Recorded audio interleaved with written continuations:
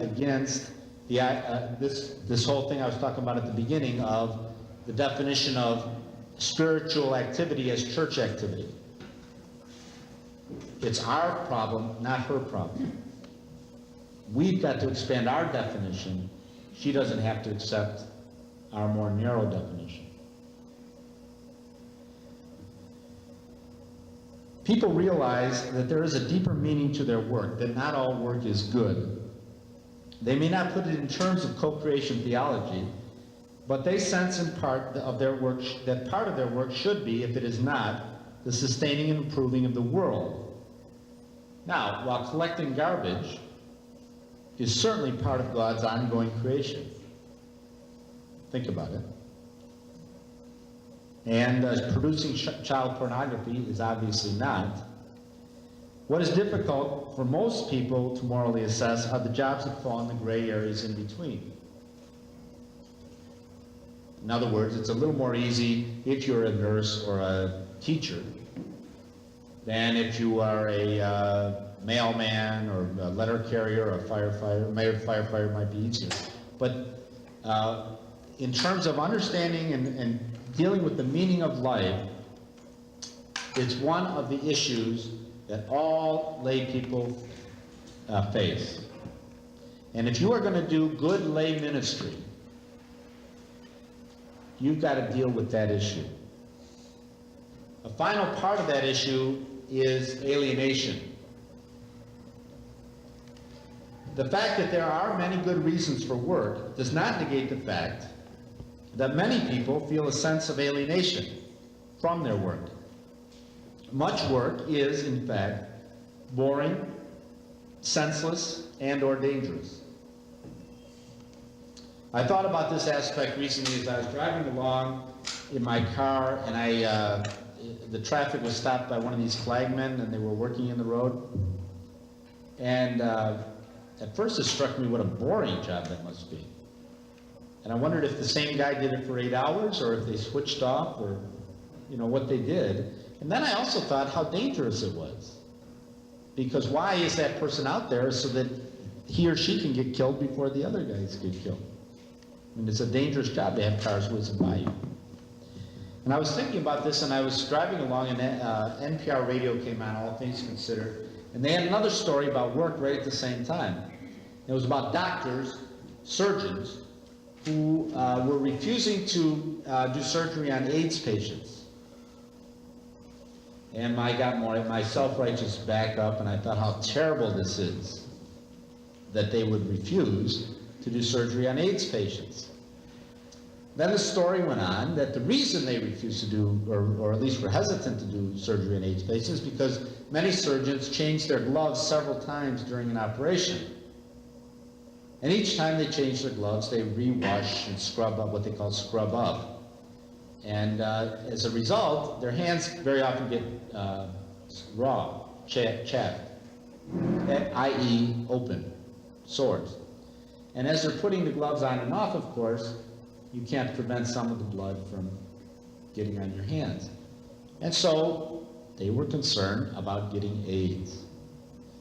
And I thought to myself, how eager would I be to do that job?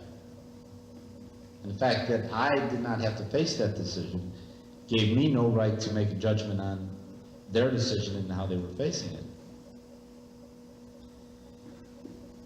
Part of the spirituality of work with which most people grapple with is the fact that much of their daily work is either deadening or dangerous. It's another part of the meaning of work. So that's issue number one. How are we doing on time? I had to watch it. About 5 minutes? Let me talk about, let me break here, because you want to break in 5 minutes? You want to break in 5 minutes? All right, let's break here. I want to come back and talk about the other 4 issues that face lay people. But let me just open it up to 5 minutes of questioning, just to get you started on this question. What comments or reactions to what I've said so far might you have? Sir?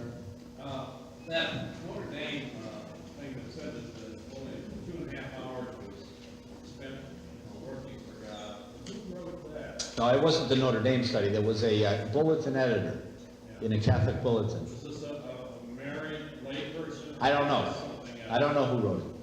I don't know who wrote it. But I think it's a prevailing kind of attitude.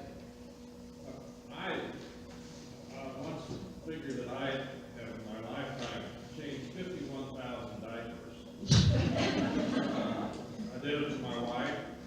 I lost my sense of smell when I was 18 years old. I'll have to talk to you about that. And then I started off with twins. But anyhow, Started out? I always felt that I was doing the work of God. I certainly wouldn't have taken paid for it. I would never take a job like that. Yeah. The only other time I did anything like it was when I was in the Navy. It would have shocked me if I didn't. So, that whole concept, you know, of the work that you're doing is not the work of God. It is ridiculous. Well, I'm with you on this. I think that the whole question of what is the spirituality of work is going to be one of the most exciting issues that we're going to grapple with. Because, you know, Paul says to pray unceasingly. And you know he didn't mean to go off into the chapel and pray all the time. Although there are some people that do that. Okay? He couldn't have meant that. So he must have meant that whatever you do becomes a prayer. If you got the right attitude. And there's a religious house over here in the next hill, and as you go in the door, it says Laborare Escorare. Is est? Yeah, that's the motto. Well, that's very good. Wait a minute, this is a funny story. I wrote an article on this, and I said laborare est orare, which means to work is to pray. And I got this vicious letter back to the editor saying it's not laborare est orare, it's laborare et orare, which means work and pray. But it's an important distinction. Yeah, it's est. If it's work and pray, that means that they're not the same thing. That means you're working and meanwhile you're praying. If work is prayer, all right, think about it for a minute. I always feel guilty when I think about prayer because I'm not praying enough. All right? If I can squeeze out 2 or 3 hours a week, I feel like I'm doing pretty good. Mostly people wouldn't even get that much. But if my work is my prayer, all of a sudden I shoot way up to the top of the heap. I'm doing 60, 70 hours of praying a week. You know, I'm right up there with the monks. But it is your attitude. I've been thinking a lot about this in terms of the kids. You mentioned that. When I'm up at 2:30 in the morning with one of them, I can have one of two attitudes.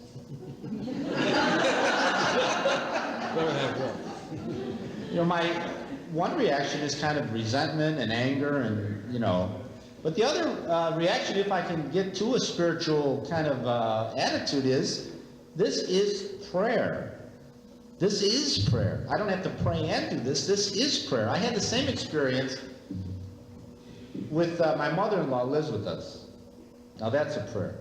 All right. And one time my wife was at a retreat or something, and my mother-in-law wanted to go to close a bank account. And she's 76 years old, a wonderful Polish lady, but very nervous about financial things, et cetera, et cetera. Anyway, so I volunteered, I don't quite remember how this happened, but I ended up driving her to quite a ways away to close this bank account. All right? Took me about 3 hours. So an hour up there where, you know, we were driving along and she's telling me the stories that I've heard 100 times, and I'm trying to talk back to her, but she's hard of hearing, so you know how those conversations are. Then an hour at the bank where she's extremely nervous about closing this account, and an hour back.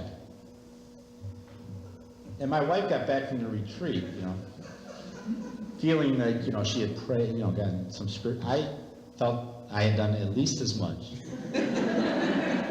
No, it was a prayer. It was a prayer.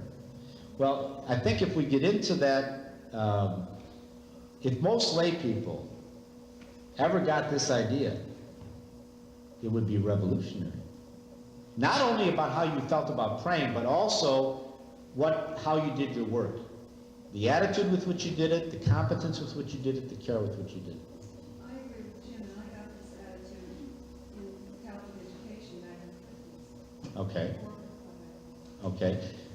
And I want to say that I think Vatican II is part of the problem. In the sense that it forced the church to reform and renew internally. And a lot of our activity got aimed that way.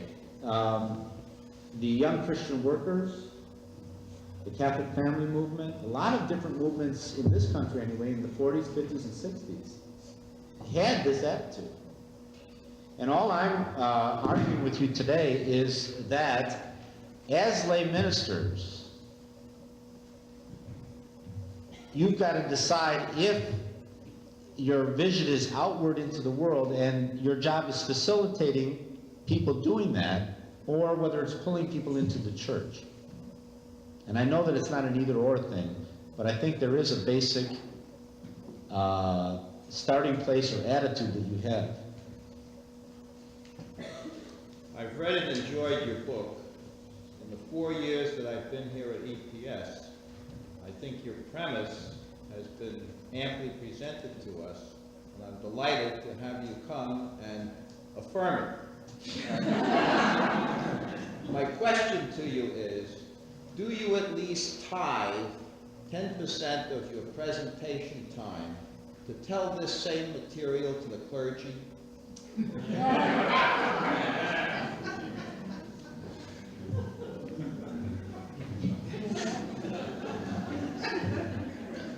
Well,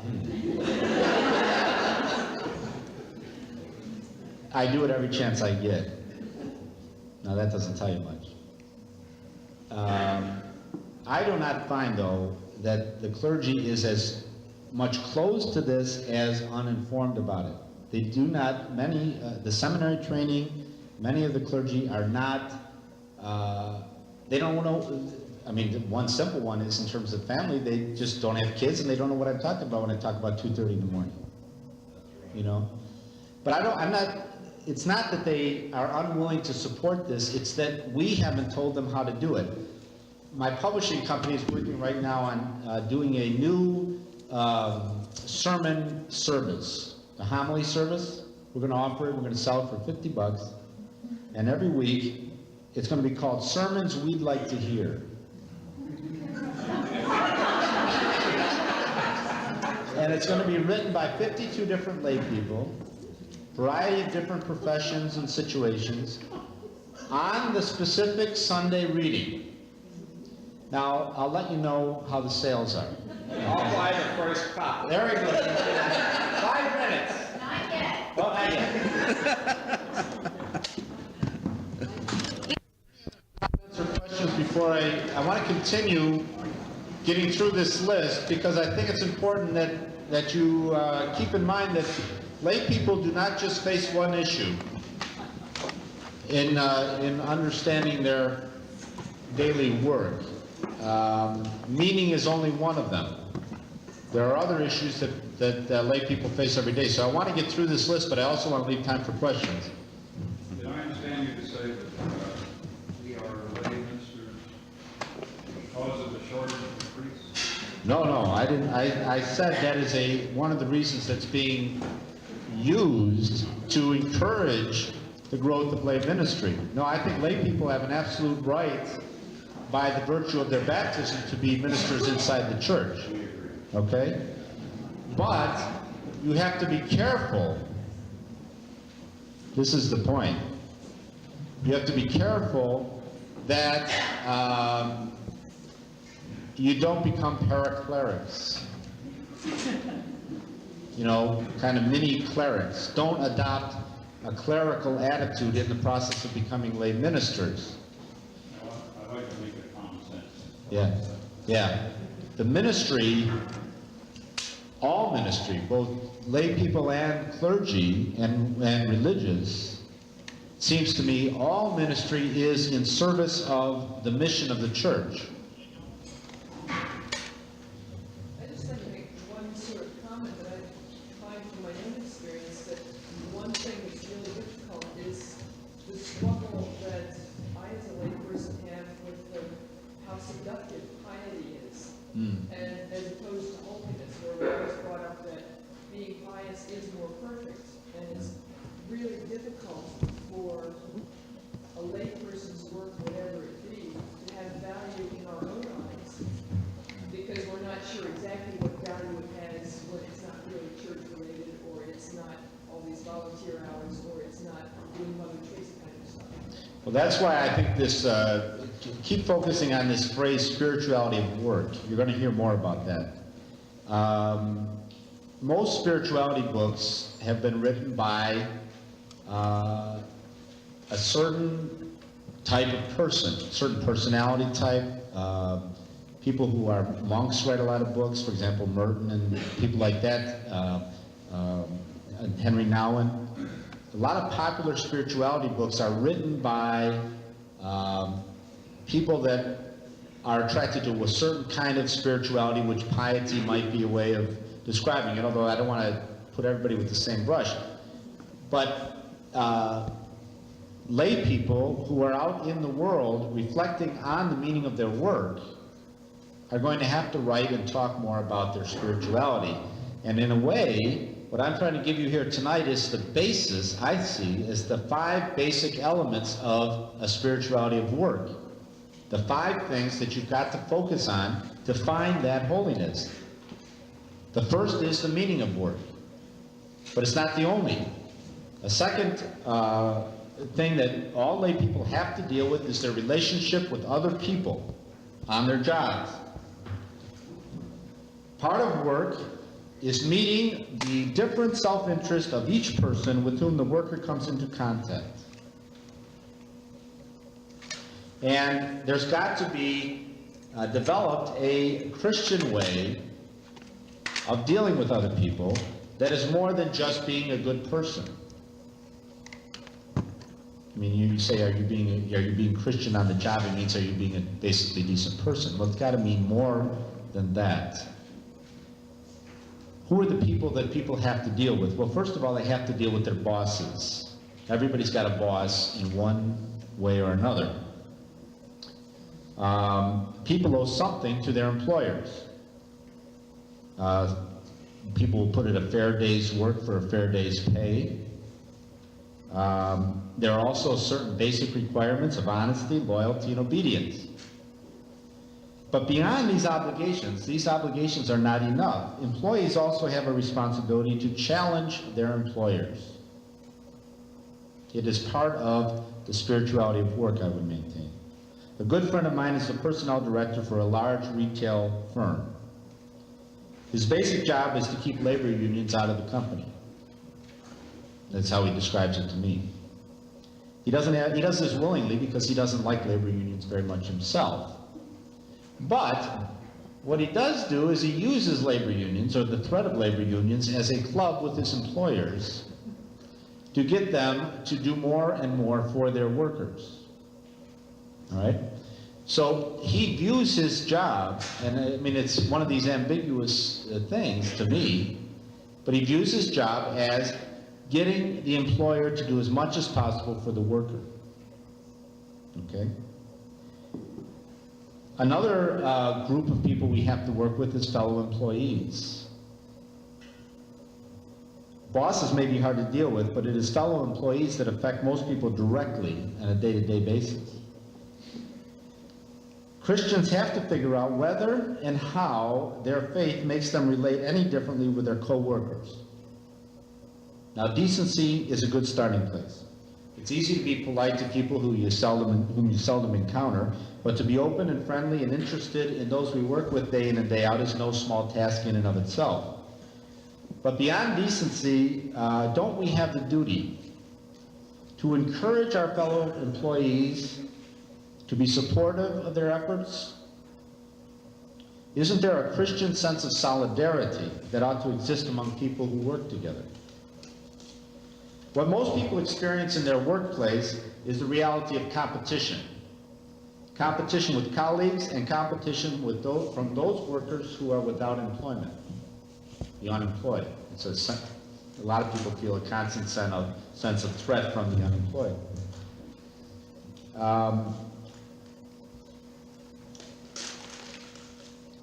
how does one handle that question of competition in a Christian context? It's an issue lay people are going to have to deal with if they view their work as their primary vocation. A final question a Christian should be raising about their fellow employees is this: how do I challenge my co-workers to do the best work of which they are capable? This is not just a matter of increased productivity. It also includes creativity and potential. Perhaps a fellow employee deserves a promotion more than I. How many people think about that? Or perhaps he or she should be quitting a dead-end job and seeking another somewhere else. And I should be encouraging him or her to do that. Customers is another group of people that people have to deal with on their work. Part of how people treat customers is dictated by the marketplace. If you're too rude or dishonest, you'll quickly lose business. But it is also true that it is very possible to get away with quite a bit on a job before people will object. If one is in a monopoly situation, my favorite example is the Motor Vehicle Bureau, then the potential for abuse is great. Now, certainly a Christian owes a customer a good product at a fair price delivered with common courtesy. Why is it so difficult to accomplish this in so many cases? Remind you, there are 50 million Catholics in this country, almost a quarter of the population.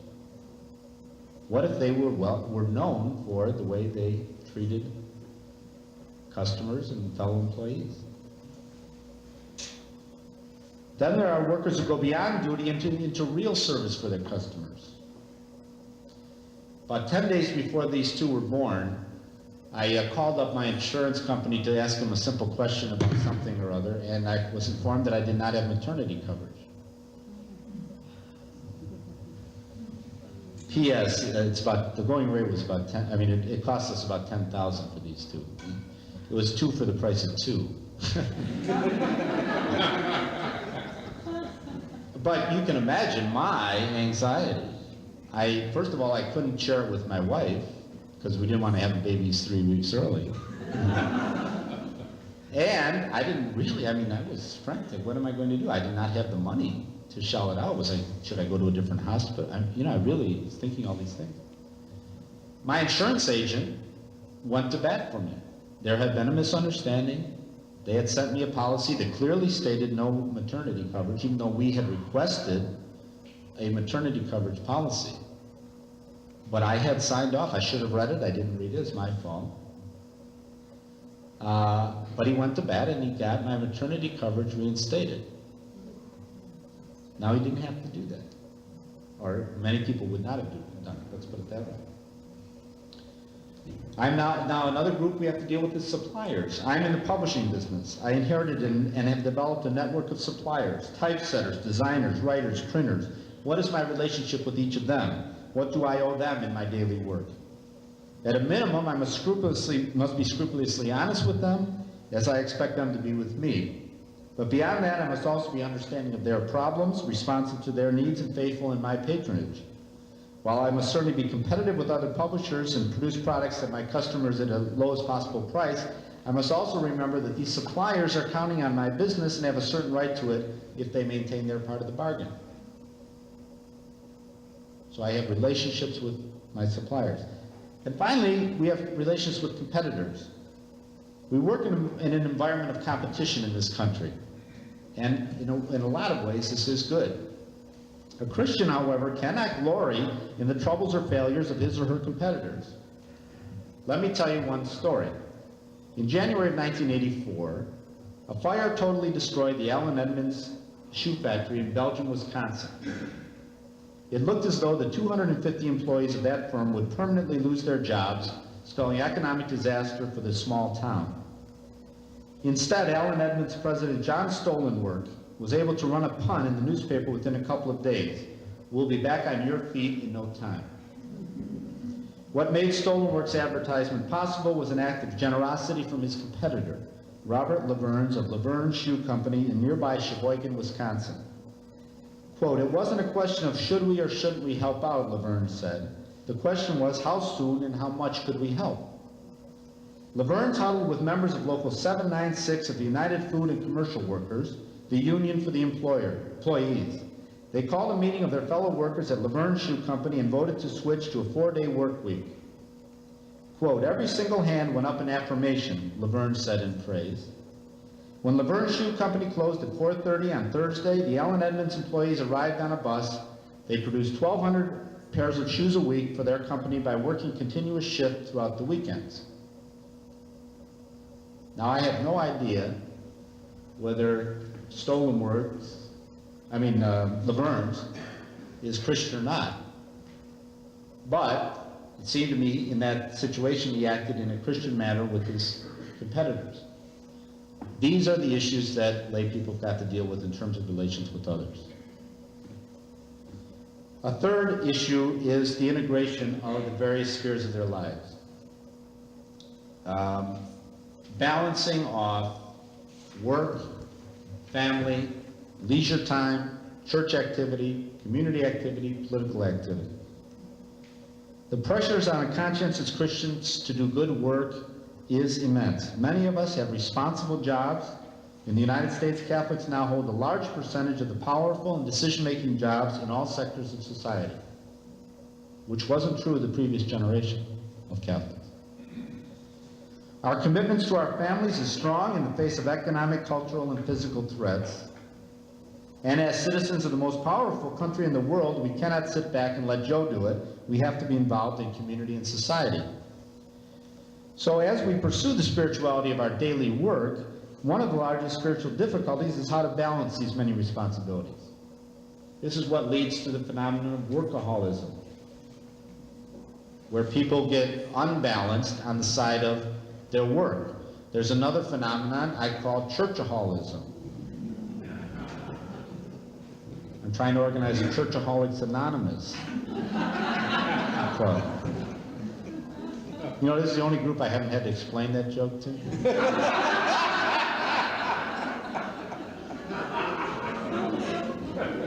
Burnout.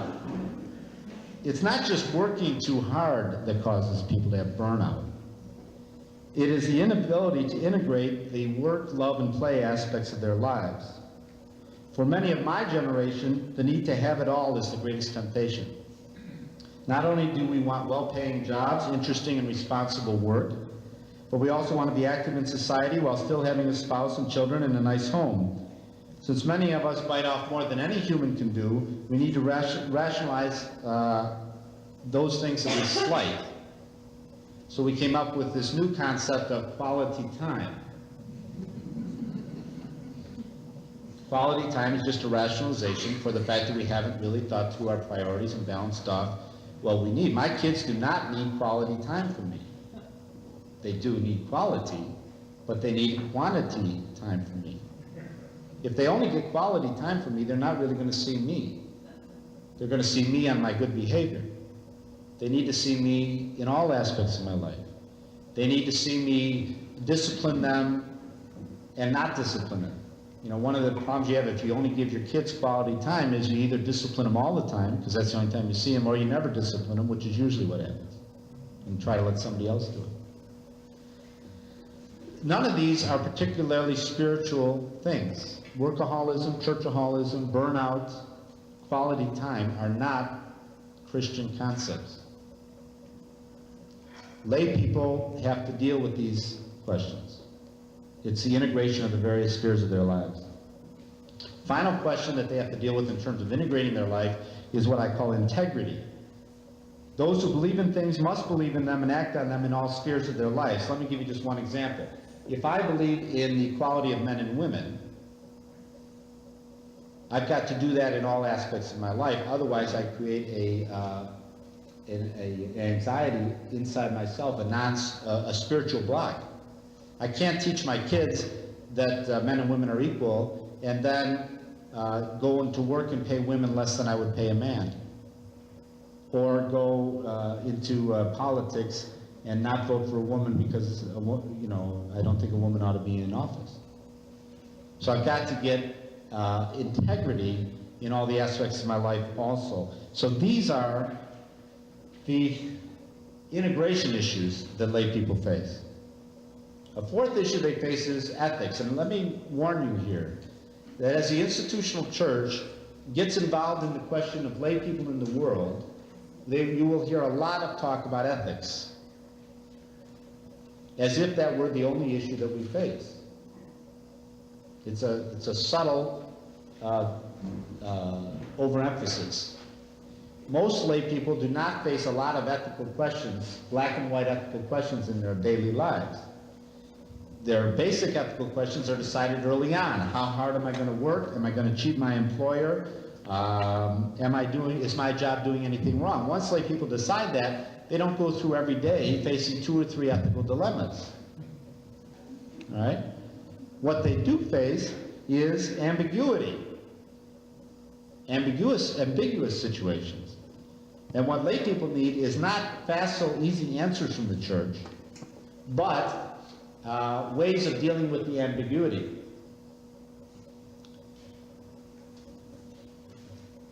Another problem that lay people have to deal with in terms of ethics is not what is right or wrong, but as we say in the Mass every day, for what I have done and what I have failed to do, the sins of omission. And I'll just point out one of those to you. Catholics are terrible on public school education because we have the Catholic school system. As if having the Catholic school system meant that we therefore have no responsibility for making sure there's a good public school system. Okay? The Catholics who are working in the public school system are our front troops on the public school system. They should be equally honored and respected and supported by the church as our Catholic school teachers. But most of us, myself included, just opt out of the public school system. It's so bad, we'll just send our kids to Catholic school, or I'm going to send my kids to Catholic school because I want a Catholic school education. But in either case, I don't have to deal with the public school system. It's a sin of omission. The final issue that people have to deal with is success. What is the Christian context for worldly success? Is it something to be sought or avoided? What do we do with it once we have it? What special responsibilities does it bring? In the United States of America, it's a central issue for lay people. What to do about success, because many of them are becoming increasingly successful, monetarily, power-wise, any way you want to put it. What are they going to do with that success? Those are the issues that are faced ethically by lay people in their daily work. The final one is what I call institutional maintenance and change. And it's important that both elements be there. At a certain point in every worker's experience, he or she realizes that no matter what he does, and no matter how good she personally is, the system does not always work. It is then that the worker begins to understand intuitively the existence of institutions in society which allow things to run correctly or make them go wrong. A final issue for every worker pursuing a spirituality of work is not only changing those institutions which are evil, but also maintaining those which are good. So when you worry about institutions, you worry about the causes of problems rather than the effects of problems. My brother is a soil scientist at the Michigan State University, and he recently discovered a procedure that would greatly increase the yield of an acre planted with potatoes. In my enthusiasm, I pointed out that this was work like his that could solve the world hunger problem. And he looked at me sadly and he said, for a long time now, the problem has not been our ability to grow enough food, but we just cannot seem to devise a way to distribute it to those who need it while still providing a fair living to the farmers who grow it. What he's talking about is economic institutions. So he could not just be a good soil scientist. The farmer cannot just be a good farmer. They've also got to worry about making the institution itself work. Once you get into the question of institutional maintenance and change, you are automatically in the question of power. That is the ability to act to get something done. A few people have power because of their position or their wealth, but most people get it through organization. There are many different kinds of organization: community organization, labor organization, professional, business organizations. Each of them requires skill to organize and run. The church is also an organization. It can use its power for its members, and it can also show its members how to use its power, how to develop power within other organizations. All too often, however, the church teaches or implies that power in itself is wrong or evil, when in fact the exercise of power is a neutral. It's what you use it for that is either wrong or right. The other reason the church doesn't like to get into the question of institutional maintenance and change is not only that you have to deal with power, but power leads to conflict.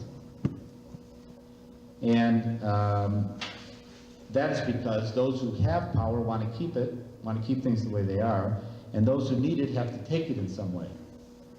So lay people, the average layperson, in their daily work at one point or another comes to the fact that they've got to get involved. If they want to do a good Christian job, good Christian work, they've got to get involved in the question of institutional change or maintenance, and that means they've got to deal with the questions of power and conflict. A spirituality of work seeks peace in the midst of battle, not in withdrawal from it. So grappling with these 5 questions, meaning, relationships, integration, ethics, and institutional maintenance and change, will develop a spirituality which is much different from the prevailing model in the church, which is otherworldly, inward-looking, I would say almost monastic. With the spirituality of work, our work will in fact become our prayer. What can you, then, as church professionals or volunteers, whatever you're going to do when you graduate, when is it, next week? When you go back into those parishes for parish service, what can you do to help support the vocation of the Christian in the world? Well, I don't have all the answers, I've just got some suggestions. The first suggestion is that you not develop a whole bunch of new programs. Please. One of the problems is that for some people, not all people, but for some lay people, there are too many church programs. But we need to take, I think, existing programs and turn their focus on support of the vocation in the world. I used one example before, sermons. Sermons have got to be about the vocation in the world, about work in the world. Adult education that we're already doing can be about work in the world. Liturgies can be about work in the world. Sacramental preparation can be about work in the world. So that it's not, church is not something about getting away from the world, church is help in getting into the world. There are a lot of small group activities going on in parishes. Renew, and Christ Renews His Parish, those kind of renewal programs, Curcio, the Christian Family Movement, all those small group activities, central to their agendas ought to be support of the lay vocation in the world. Now, a lot of them, that's what they're supposed to be. That's what they're supposed to be. I think in practice, a lot of them end up worrying about a lot of internal church matters. So it's getting the focus again out in the world. There's also the possibility of organizing work support groups, either on a multi-job basis, different kinds of jobs, or the same jobs. Getting people to meet once a month or once every 2 or 3 weeks to talk about these 5 questions. This should be the agenda in my mind. Now be careful here. Don't churchify it. when you do it. And again, that's why you all can be very helpful to this. I had a pastor call me and wanted to start a work support group for business people in his parish. He wanted some ideas. I said, well, Father, when do you want to do this and where? And he said, well, I thought Saturday mornings at the parish. I said, Father, do you know what lay people do on Saturday mornings? They go shopping, they cut the lawn. If I went to my wife and told her I was going to an hour-and-a-half work support group on Saturday mornings, I would have serious marital problems. A lot of this has got to be initiatives on the part of lay people in the world themselves. They have got to see this as important. Now, I believe, from talking to a lot of them, that they have these questions. They may not organize it this way, they may not even talk about it this way, but these are their central questions. It seems to me what the church, in its role of preparation and reflection, is to clarify these are the questions. Not to provide easy answers, but to clarify that these are the questions and that the answers will come from their own adult Christian grappling with them.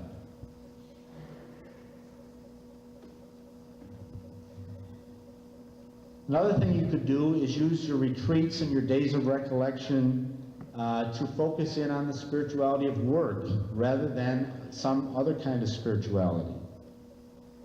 An idea that the evangelical Protestants are using. There's a group called the InterVarsity Christian Fellowship, kind of an evangelical Protestant movement. And they have started a thing called Marketplace Ministry. And what it is that they ask people to be mentors for younger people in the same profession. To meet with them once a week, once every 2 weeks, to talk about the meaning of their work, what's going on, and to help them both professionally and spiritually, which really are the same thing. That's the point. It's not spiritually and professionally, it's the same thing. And it struck me just today, as I was thinking about this, these mentors are what we used to call spiritual advisors. What if we had 100 spiritual advisors in a parish? We'll call them mentors.